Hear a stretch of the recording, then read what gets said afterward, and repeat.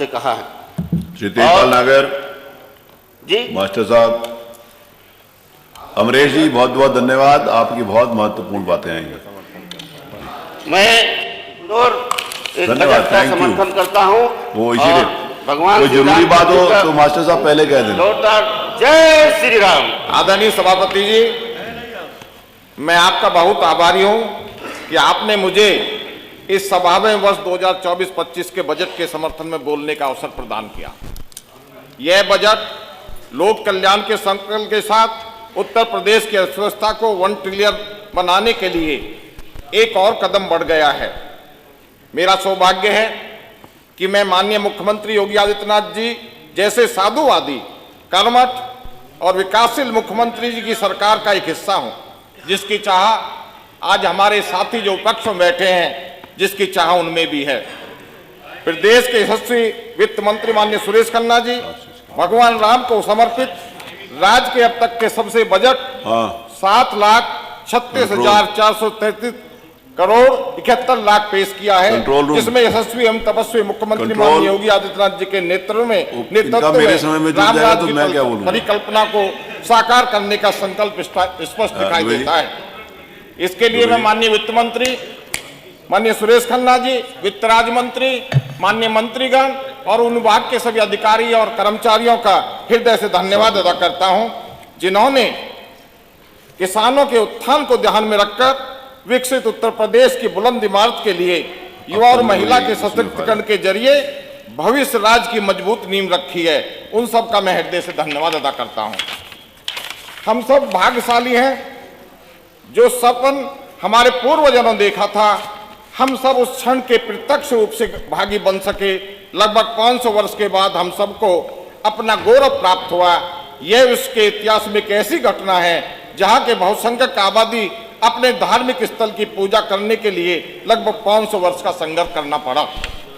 यह भी अपने आप में विश्व की पहली बार हुआ है जब इतने वर्षों के संघर्ष के बाद शांतिपूर्ण तरीके से किसी धार्मिक स्थान का मामला सुलझाया गया हो। आज से कुछ वर्ष पूर्व तक अयोध्या में मंदिर निर्माण हर सनातन धर्मी का एक सपना था, परंतु हो ही सोई सो राम रच राखा। इस सपन को हकीकत में बदलने का कार्य हमारे देश के यशस्वी प्रधानमंत्री माननीय मोदी जी और प्रदेश के यशस्वी मुख्यमंत्री माननीय योगी जी ने पूरा किया है। आज पूरा देश राममयी है। आज हर सनातनी गौरवान्वित है। हजारों लोगों का बलिदान, साधु संतों की तपस्या सफल हुई है। हमारे प्रभु राम मिले हैं और आज हमारे रामलला अपने जन्म स्थान पर निर्मित मंदिर में विराजमान हुए हैं। यह केवल माननीय प्रधानमंत्री और माननीय मुख्यमंत्री के कारण ही मुमकिन हो पाया है। आज हमारे लिए गौरव की बात है, हम सब माननीय प्रधानमंत्री नरेंद्र मोदी जी और माननीय मुख्यमंत्री योगी आदित्यनाथ जैसे युग पुरुष को साक्षात देख और सुन रहे हैं। उनके द्वारा चलाई जा रही विभिन्न योजनाओं से लाभान्वित हो रहे हैं। आज हमारा देश फिर से विश्व गुरु के रूप में आ रहा है। पूरा विश्व भारत की उन्नति का गवाह है। आज जहां विश्व की कई बड़ी अर्थव्यवस्था चुनौतियों का सामना कर रही हैं, वहीं हमारी अर्थव्यवस्था निरंतर नए कीर्तिमान स्थापित कर रही है। वर्षों से लंबित गौतम बुद्ध नगर में जेवर हवाई अड्डा योजना की दिशा और दशा देकर आज पूरे पश्चिमी उत्तर प्रदेश का स्वरूप बदलने का कार्य कर रहा है।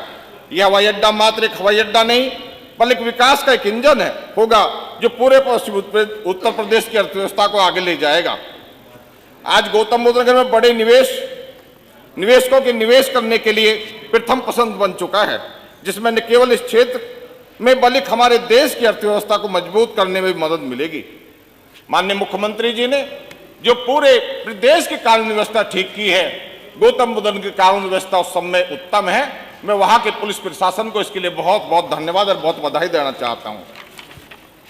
मैं जो लोग बजट में हैं उनके बारे में संक्षेप वर्णन करना चाहता हूं, क्योंकि बात तो बहुत है, लेकिन कुछ बात कहना चाहता हूं।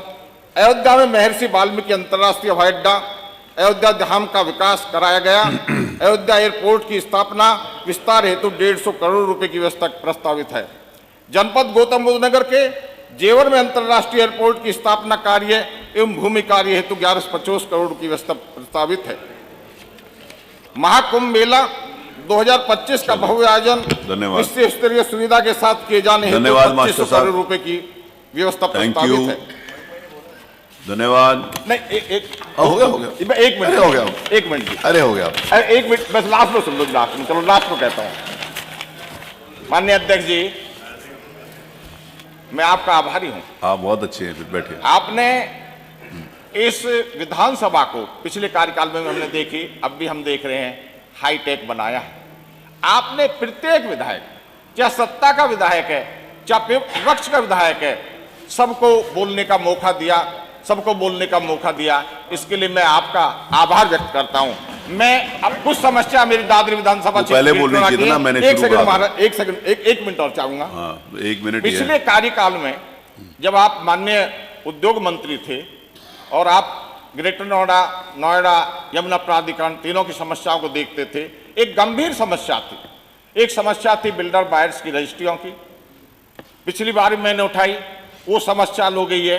इसके लिए मैं अध्यक्ष जी, उत्तर प्रदेश के सरकार मोदी आदित्यनाथ के नेतृत्व में जो चल रही है, उनको बहुत बधाई देता हूं। रजिस्ट्री की समस्या हल हो गई है। दूसरी समस्या माननीय अध्यक्ष जी, जनपद गौतम बुद्ध नगर में किसानों की समस्या है, बहुत गंभीर समस्या है। नोएडा अथॉरिटी में भी है, ग्रेटर नोएडा में भी, यमुना में भी है। मैं चाहता हूं इसका शीघ्र निस्तारण हो। ग्रेटर नोएडा वेस्ट में शुद्ध गंगा जल जल्दी पहुंचे। दादरी बिसाड़ा एनटीपीसी रोड का चौड़ीकरण शुद्धिकरण हो जाए। दादरी नगर में सीवर पड़ जाए। अंत में मैं आदरणीय सभापति जी, मैं इस सभा को गर्व के साथ ये बताना चाहूंगा कि आने वाली पीढ़ियां इस समय को याद रखेंगी। युग पुरुष प्रधानमंत्री नरेंद्र मोदी जी और युग पुरुष मुख्यमंत्री माननीय योगी आदित्यनाथ जी को नमन करेंगी। सनातन की विजय को याद रख